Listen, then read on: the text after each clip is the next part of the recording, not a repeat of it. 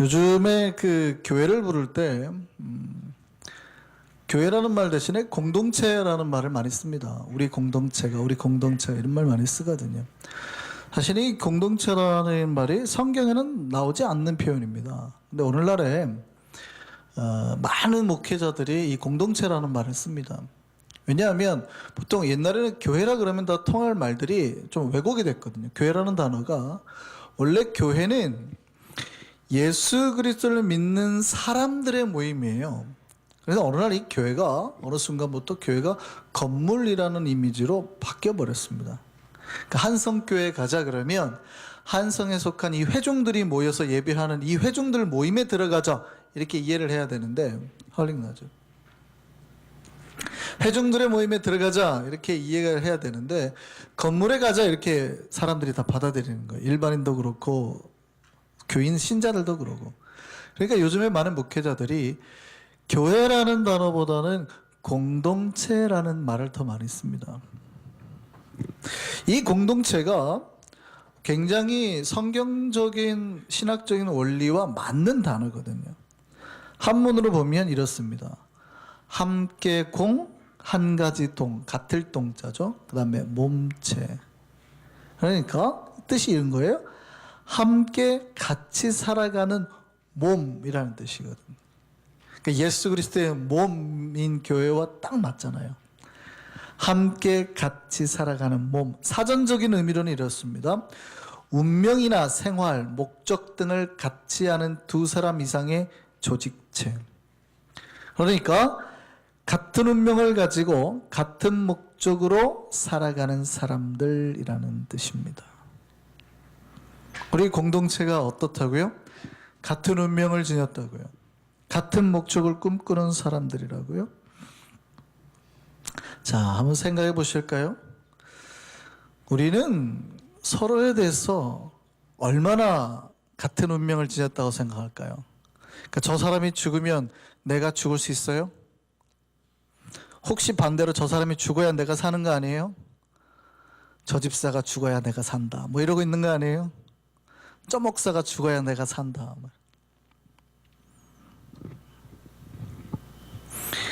우리는 정말 같은 목적을 향해서 걸어가고 있습니까? 정말 예수님이 주신 그 목적을 바라보고 한 모든 교인들이 다 그 목적을 꿈꾸며 나아가고 있습니까? 정말 한 몸이라고 생각합니까? 우리가 공동체라면 정말 한 운명 한 목적을 향해서 같이 죽고 같이 살아야 된다고요. 특별히 예수를 믿는 공동체라면 예수 안에서 예수를 위해서 예수를 전하기 위해서 예수의 영광을 위해서 같이 죽고 같이 살아야 된다고요. 이게 공동체입니다. 그러니까 나를 위해서 사는 게 아니라 우리 모두가 예수를 위해서 같이 살아가야 된다 이 말이에요. 이걸 위해서 우리의 목숨을 다 같이 바치고 살아가야 된다 이 말이죠. 우리 한성교회에 이 참 공동체의 역사, 예수 그리스도의 몸의 역사가 일어나기를 소망합니다. 두 번째, 공동체는 또 다른 의미가 있어요. 뭐냐면 이 공자가 함께 공이기도 하지만 공손할 공자이기도 합니다. 그러니까 공동체는 같은 목적을 가진 사람들끼리 목적을 향해서 나아갈 때 보통 일을 하고 목적을 향해서 나아갈 때 발생하는 현상이 뭐예요? 다툼이거든요. 싸움이에요. 일을 하려고 추진하다 보면 생각들이 다르니까 그런 문제와 갈등들이 많이 일어날 수 있어요. 그럼 의견이 다른 거는 당연한 거지만 그 의견이 다름을 해결하는 방식이 뭐여야 돼요? 공손해야 된다. 이게 공동체라는 의미예요. 공동체는 같은 목적을 가진 모인 사람들끼리 싸우지 않고 서로 공손하게 지내는 사람들이라는 뜻입니다. 그래서 우리가 지난주에 로마서 12장을 살펴보면서 우리가 이 공동체의 원리를 한번 봤었죠. 로마서 12장 한번 볼까요? 12장 10절 말씀입니다. 공동체는 어떻게 하래요? 형제를 서로 사랑하여 우애하고 존경한다. 또 먼저 존경한다. 이게 공동체라는 교회의 모습이에요. 서로가 우애하는 것, 서로가 존경하는 것. 이게 바로 공자가 공손할 공자거든요. 이게 공동체의 원래 의미입니다. 우리는 예수 그리스도 안에서 이 한 운명을 지니고 서로 공손하게 같은 목적을 가지고 나아가야 된다고요. 우리는 매주 사도신경을 고백합니다. 예전에 우리는 지금 바뀐 개정된 사도신경을 하지만 예전 변경되기 전 사도신경에는 이런 문구가 있었어요. 성도가 서로 교통하는 것. 그러니까 성도들이 매주 고백은 하는데 도대체 성도가 서로 교통하는 게 이게 뭐냐? 알지를 못했어요. 성도가 서로 교통하는 거 차 타고 다니란 얘기인가? 이 말이 되게 헷갈려가지고 사도신경에서 개정을 한 겁니다. 성도가 서로 교제하는 것. 성도는 누구를 말하는 거예요?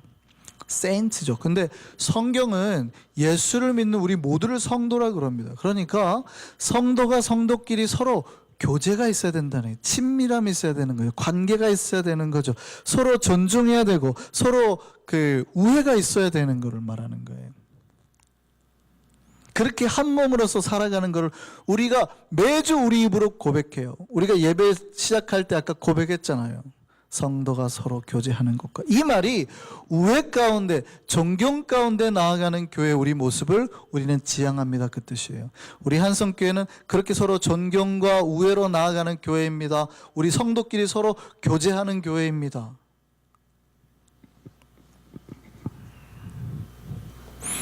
이것을 위해서 우리가 목소리 높여서 아까 크게 고백했다고요.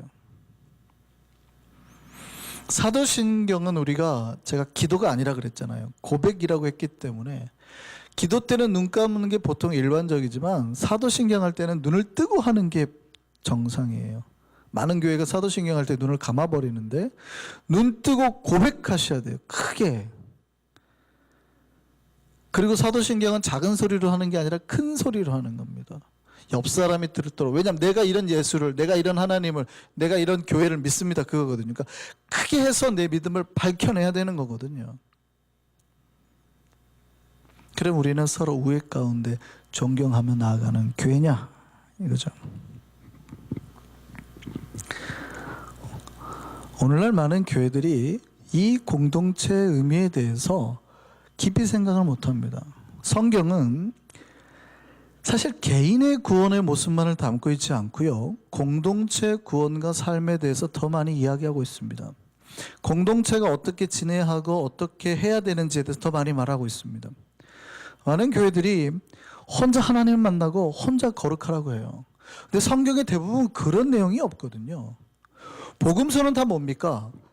제가 말씀드렸죠. 마태 공동체, 마가 공동체, 누가 공동체, 요한 공동체를 위해서 쓴 서신 글이잖아요. 복음서잖아요. 서신서도 마찬가지입니다. 개인적인 서신은 빌레몬서밖에 없어요. 다 대부분이 물론 디모데서도 목회 서신이니까 그들의 목회를 위한 거니까 대부분이 교회를 향한 글들이거든요. 그러니까 개인 구원이 아니라 교회가 어떻게 구원을 받고 교회가 어떻게 거룩해지고 교회가 어떻게 사랑하고 교회가 어떻게 협력하고 이런 내용들이라고요. 이게 성경 대부분이 차지하고 있는 이야기입니다. 근데 어느 순간 이제 철학적 사조 때문에 20세기 이제로 넘어오면서 발생하는 건데요. 이게 신정통주의라 그래가지고 키에르케고르가 때부터 발생하는 사고입니다. 돌아갔어요. 그래서 신 앞에선 단독자, 우리가 하나님의 1:1 구원을 받는다는 쪽으로 신학이 한번 확 기울었습니다. 그 이유가 뭐냐면 2차 세계대전 때문인 거거든요. 전쟁하면 치고 난 다음에 신학적 사조가 확 바뀌었다는 얘기예요. 그 전까지는 뭐였냐면, 근데 이제 이유가 뭐냐면 헤겔이라는 사람이 가지고 나온 철학이 하나의 공동체적인 철학이에요. 그러니까 공동체의 목적을 위해서는 개인의 어떤 자유나 시간을 좀 양보해야 된다. 이런 사고인 거예요. 자, 이게 어디로 영향을 주냐면 독일 사람들, 당시에 기독교의 사고를 가지고 있던 독일 사람들에게 영향을 주고 특별히 독일 사람 중에서 히틀러가 이거를 취하거든요. 그러니까 나라의 영광을 위해서는 개인이 목숨을 바치고 시간을 바치라 그래서 나라가 전쟁을 하고 이 나라에 확장하는 걸 위해서 다 희생하라. 그래서 그 때문에 전쟁이 나는 거거든요. 그러니까 2차 세계대전의 가장 큰 폐해가 공동체 의미를 강조하다 보니까 발생했다 하니까 신학이 확 한번 뒤집어 버린 거예요. 그럼 어떻게 가냐? 개인이 만나. 개인. 하나님은 개인이 만나는 거다. 자기가 하나님을 만나야지 무슨 공동체가 어디냐 이렇게 가버리는 거예요. 근데 원래 성경을 자세히 보시면 성경은 다 공동체에 주신 메시지지 개인에게 주신 메시지가 극히 적다 이 말이에요. 다 공동체. 그러니까 공동체가 하나님 앞에 똑바로 못 살면 혼나요. 이제 한국 사람들은 이 말을 이해를 합니다. 연대 책임이라는 말이 있잖아요. 근데 미국에서 태어나고 자란 아이들은 이해를 잘 못해요. 우리 아이들이 제가 집에 책이 어질러져 있으면은 성사나 책 치워라 그러면 딱 저한테 뭐라냐면 한 주가 했는데요. 왜 자기한테 시키냐는 거예요. 벌써 이 아이들이 미국에 살다 보니까 그런 문화가 쉽게, 한국에서는 이런 거 있잖아요. 막내가 잘못하면 누나 형아가 불려서 같이 혼나죠. 왜요? 이 아이가 잘못하도록 니네는 옆에서 뭐 했냐는 거예요. 그러니까 니네가 잘 못 돌보니까 연대 책임이라고, 한국은 공동체가 책임을 진단 말이죠. 근데 미국에 살고 있는 사람도 이해를 못하는 거죠. 근데 성경이 말하는 공동체적인 의미가 한국적인 공동체적인 사고와 굉장히 유사합니다. 굉장히 유사해요. 성경은 대부분 공동체에 대한 이야기를 굉장히 많이 합니다. 이 공동체를 파괴하는 것을 굉장히 싫어해요. 그래서 공동체를 서로 돌보라는 거죠. 오늘날에 많은 사람들이 이 공동체의 의미를 잃어버리고 교회가, 오늘날 교회가 개인 구원만을 얘기해요. 그러니까 저 사람하고 나하고 관계가 안 좋아도 오케이, 나는 하나님 만났는데 이렇게 생각을 해버리는 거예요. 내가 저 사람하고 저 집사람 갈등이 있고 싸워도 오케이, 뭐 안 보면 되지, 나는 하나님만 볼 텐데. 이게 하나님 보기 합당한 생각이 아니에요. 그럴 수가 없는 거예요. 먼저 저 사람하고 화해하고 오지 않으면 우리가 제단에 예물도 못 드리는 겁니다. 성경이 그런 거를 가르치거든요. 저 사람하고 지금 나하고 불편한데 어떻게 하나님 앞에 나와서 예배를 드리겠냐고요. 하나님은 우리가 함께 관계와 사랑 가운데 살아가길 소망하십니다. 그 관계와 사랑이 잘 어우러져 있을 때 그 교회를 아름답다고 보시는 거예요. 하나님은 우리가 이 공동체 관계, 어떤 우애, 의리를 파괴하는 것에 대해서 아주 나쁘게 생각하십니다. 어느 정도로 나쁘게 생각하냐면 그거를 죄라고 그런대요. 여러분, 의리를 지키지 않는 게 죄일까요? 생각해 보십시오. 의리 어깨할 수도 있죠. 의리를 지키지 않는 게 죄일까요? 오늘 본문이 그 이야기를 하고 있습니다. 이스라엘 백성이 가나안 땅을 향해서 나아갑니다. 가나안 땅을 향해서 나아갈 때 바로 다이렉트로 가나안 땅에 못 들어갔죠.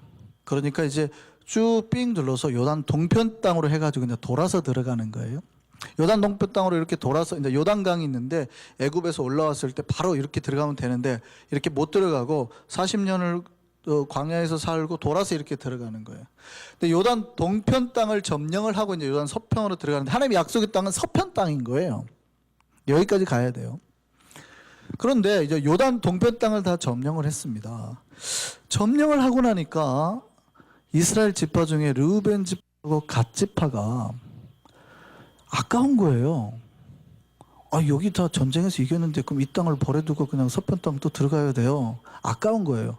그러니까 뭐라 그러냐면 우리가 이쪽 동편 땅 가지면 안 돼요? 하고 그냥 모세에게 얘기를 하는 겁니다.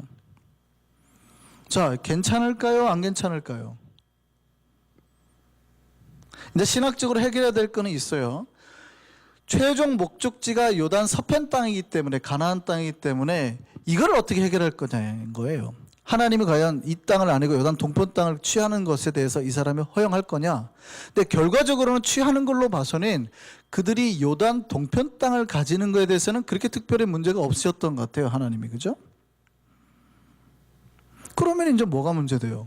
그 요단 동편 땅 가지라고 하면 되잖아요. 그동안 수고했다, 전쟁하고 애썼으니까 그럼 요단 동편에서 살아? 하면 되잖아요. 문제될 게 있어요? 근데 모세가 뭐라고 하는지 아세요? 그들이 하는 말이 갑자기 화를 냅니다.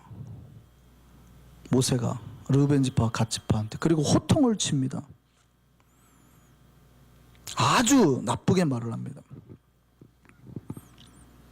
왜냐하면 이 요단 그 동편 서편 땅까지 가야 되는 다른 10지파한테 영향을 미칠까 봐, 그들도 안 들어가고 요단 동편 땅에 멈출까 봐. 첫 번째 이유는 그겁니다. 그런데 만약에 다른 지파들이 가나안 땅에 들어가려고 한다, 그럼 쟤네는 주고 우리는 들어갈게 한다 그러면 문제는 없을 거 아니에요. 근데 보니까 그렇게 해요.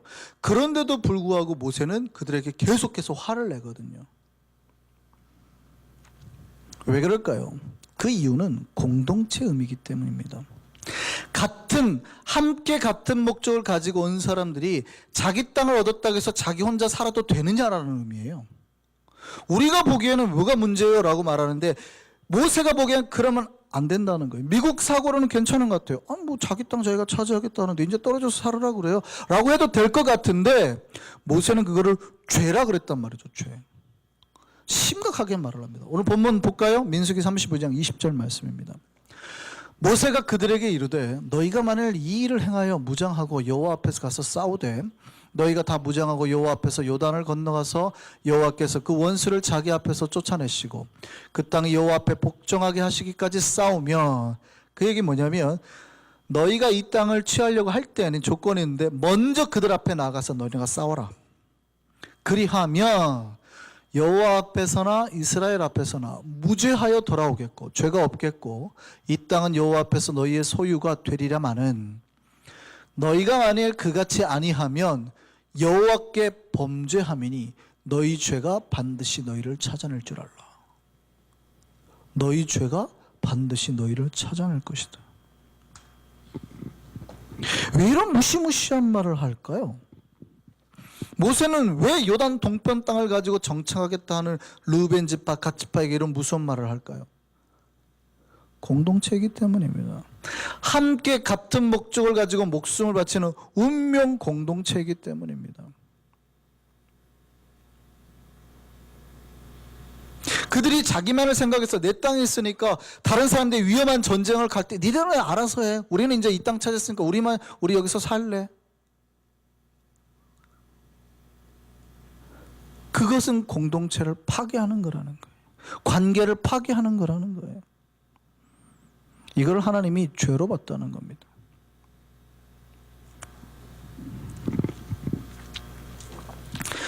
하나님은 관계를 파괴하는 것을 싫어하십니다. 이게 하나님의 성품이기도 하는데요. 하나님의 성품을 드러내는 히브리어가 몇 개 있습니다. 그 중에 가장 많이 사용되는 단어가 헤세드입니다. 시편 136편은 1절에서 26절까지 있는데 그중 26절 모두에 이 헤세드라는 단어가 들어가요.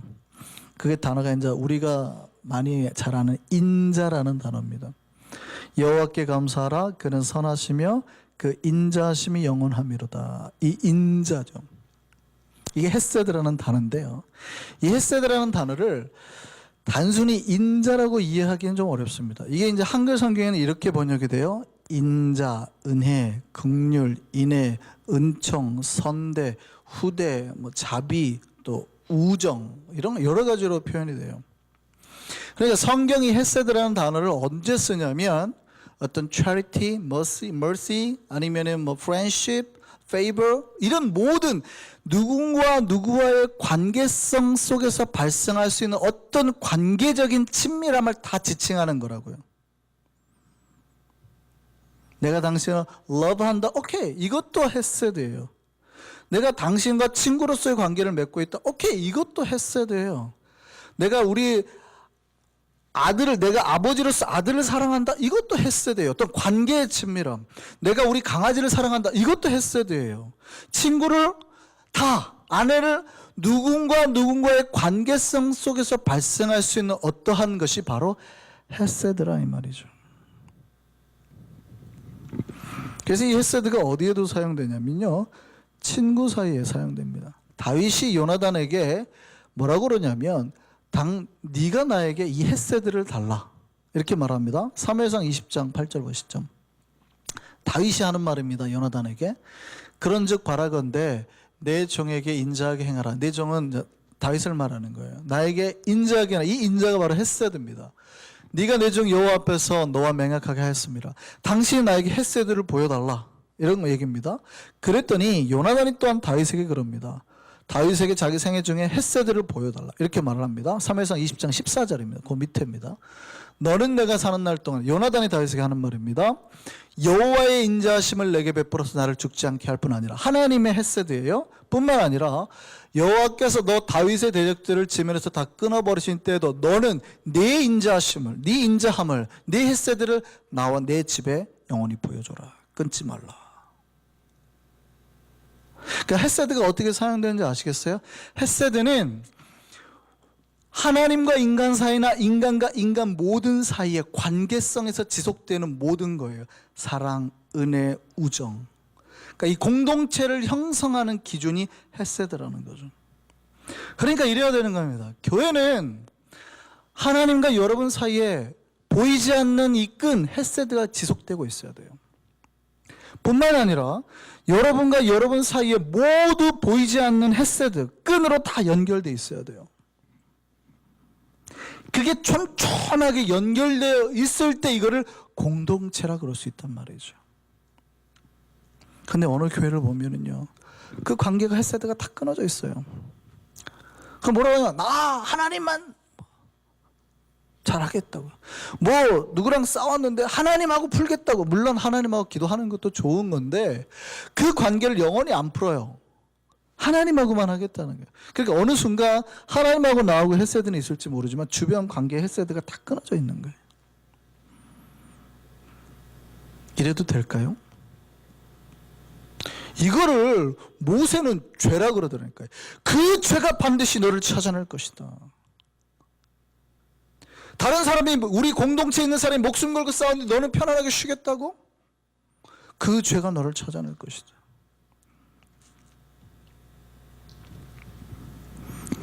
공동체에는 이 헤세드가 있어야 됩니다. 하나님께서 부어주셨던 크크한 감정, 사랑, 의리가 있어야 되는 거예요. 모세는 공동체 안에 그 관계에 의리가 없는 걸 죄로 봤다고요. 그래서 루벤 지파와 갓 지파에게 니네가 만약에 요단 동편 땅을 차지하려면 다른 지파들보다 더 앞서가서 전쟁에 참여해야 된다고 요구한 겁니다. 그럴 때 그 땅이 니네 소유가 될 거다. 한번 생각해 보시죠. 우리는 얼마나 끈끈한 공동체일까요? 우리 안에 헤세드가 녹아 있습니까? 우리는 하나님의 헤세드 안에서 주님과 관계를 맺고 있습니까? 또한 주님께서 보여주신 그 헤세드를 서로를 사랑하며 섬기며 의리를 지키며 살아가고 있습니까? 저는 좀 우리 한성교회가 더 끈끈해지기를 소망합니다. 우리가 그동안에 그런 끈끈함을 더 많이 못했어요. 누군가가 아프다 그러면 병원 신방만 가지 마시고 괜찮은지, 최소한 은혜의 집 식구들끼리는 괜찮은지 전화하시고 죽이라도 써서 좀 찾아가시고, 그렇게 해야 되는, 은혜의 집 식구끼리는. 교회가 정착하고 우리 교회에 머무는 이유는 목사 설교 때문이 아니에요. 누군가가 나한테 보여주는 헤세드 끈이 내 안에 연결되어 있을 때 내가 떨어져 나가지 못하는 거거든요. 근데 교회에 떨어져 나가는 이유는 한 명도 나한테 헤세드의 끈을 이렇게 연결하고 있지 않을 때 영은 알거든요. 자연스럽게 떨어져 나가는 겁니다. 그래서 교회 안에 나한테 헤세드를 연결해주는 세 끈만 있으면 교인이 안 떨어져 나간대요. 세 가족이 왔는데 단 세 끈만 나한테 누군가가 헤세드를 끈을 탁 보여주잖아요. 안 떨어져 나간대요.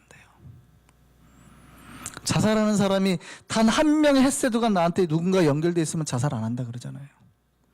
자살하는 이유는 딱 그 사실이 깨달아질 때, 아무도 나에게 관심이 없다는 사실이 깨달아질 때 사람들이 극단적인 선택을 한다 그러죠. 저는 우리 한성교회가 그 하나님의 헤세드 안에 거하기를 바랍니다. 인자와 자비와 은혜 가운데 거하기를 바랍니다. 뿐만 아니라 서로에게 그 헤세드를 나누며 정말 깊은 교제, 마음을 열고 그 안에 있는 상처까지 다 꺼내서 말할 수 있는 그런 교제와 사랑의 관계로 나아가기를 소망합니다. 요즘에 의리 말 많이 합니다. 의리 말 많이 합니다. 근데 진짜 의리가 뭔지 아세요? 하나님의 그 헤세드예요. 참 신자는 그 의리를 지켜나가는 신자거든요. 그 신자 간의 의리를 지켜나가는 우리 한성교 되기를 소망합니다.